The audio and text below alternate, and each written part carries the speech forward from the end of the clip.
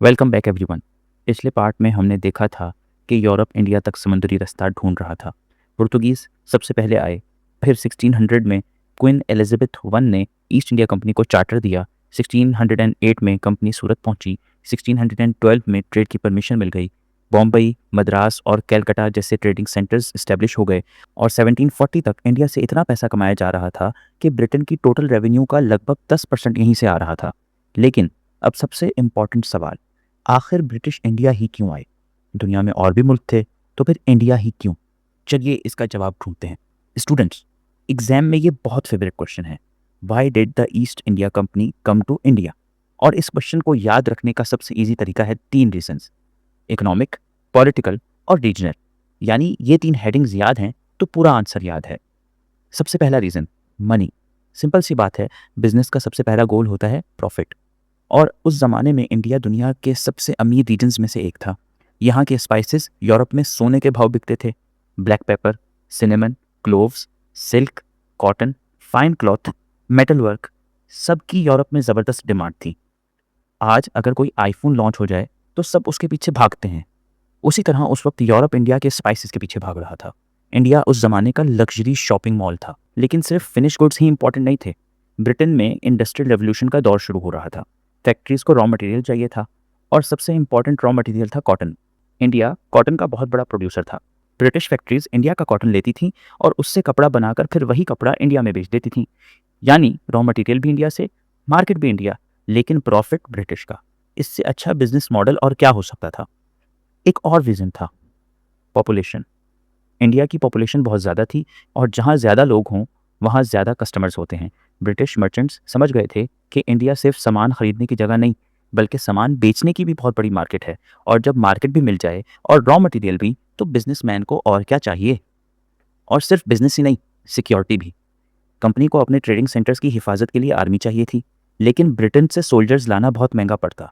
इसलिए उन्होंने local Indian soldiers भर्ती करना शुरू किए, जिन्हें हम सिपाही या सिपॉइस के नाम से जानते हैं।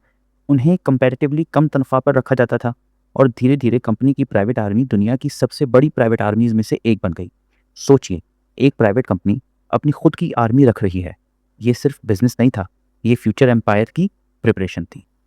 अब तक कंपनी का फोकस सिर्फ ट्रेड था, लेकिन हिस्ट्री में कभी कभी सिचुएशंस इंसान के प्लान्स बदल देती है और इंडिया में भी कुछ ऐसा ही हुआ। जब ईस्ट इंडिया कंपनी आई तो उसका ऑब्जेक्टिव पॉलिटिक्स नहीं था, उनका टारगेट सिर्फ ट्रेड था। लेकिन फिर मुगल एम्पायर डिक्लाइन करना शुरू हो गई। अगर आपने मेरी पिछली वीडियो देखी है तो आपको याद होगा, weak rulers, succession disputes, foreign invasions, Marathas और इंटरनल करप्शंस ने मुगल एम्पायर को बहुत वीक कर दिया था।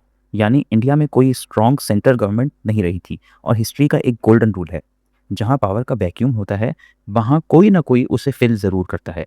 और इस बार ये काम ब्रिटिश ने किया। 1761 में अहमद शाह अब्दाली ने थर्ड बैटल ऑफ पानीपत में मराठास को डिफीट कर दिया। अब सोचिए, मुगल्स पहले ही वीक थे, मराठास भी वीक हो गए, तो इंडिया में सबसे पावरफुल फोर्स कौन बची? कोई भी नहीं।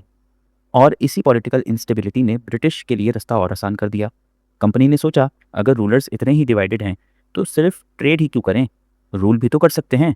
एक और इम्पॉर्टेंट बात, कंपनी इंडिया में काफ़ी साल से ट्रेड कर रही थी। इस दौरान उन्होंने इंडियन रूलर्स, नवाब्स, ज़मींदार्स और मर्चेंट्स के साथ डील करना सीख लिया था।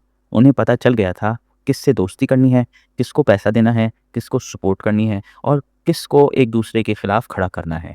यानी कंपनी सिर्फ बिजनेसमैन नहीं रही थी, अब वो पॉलिटिशियन भी बन चुकी थी। धीरे धीरे ब्रिटिश ऑफिसर्स के जहन में एक नया ख्याल पैदा हुआ, सिर्फ ट्रेड क्यों, पूरा इंडिया ही कंट्रोल कर लेते हैं। और यहीं से ब्रिटिश राज का कॉन्सेप्ट पैदा होना शुरू हुआ। अब कंपनी का ऑब्जेक्टिव सिर्फ मुनाफा नहीं रहा, अब ऑब्जेक्टिव था इन्फ्लुएंस, कंट्रोल और इवेंचुअली रूल। अब आता है तीसरा reason, regional importance. Students, map imagine करिए, इंडिया की लोकेशन देखिए, east India, Middle East, Africa, Europe, सबके दरमियान। यानी जो इंडिया को कंट्रोल करे वो इंडियन ओशन की बहुत इंपॉर्टेंट सी रूट्स को भी कंट्रोल कर सकता था। और उस वक्त सी रूट्स ही इंटरनेशनल ट्रेड की लाइफलाइन थे।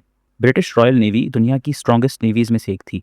अगर इंडिया उनके कंट्रोल में आ जाता तो ईस्ट के ट्रेड पर भी उनका इन्फ्लुएंस बढ़ जाता। लेकिन सिर्फ ट्रेड और स्ट्रेटजी ही नहीं, ब्रिटिश अपनी सिविलाइजेशन को भी सुपीरियर समझते थे। उनका मानना था कि वेस्टर्न एजुकेशन, वेस्टर्न कल्चर और वेस्टर्न पॉलिटिकल सिस्टम दुनिया के लिए बेहतर हैं। इसीलिए वो अपनी वैल्यूज़ और कल्चर को भी इंडिया में स्प्रेड करना चाहते थे। आज हम इस सोच से एग्री करें या डिसएग्री, लेकिन उस वक्त ब्रिटिश पॉलिसी का ये भी एक इम्पॉर्टेंट हिस्सा था।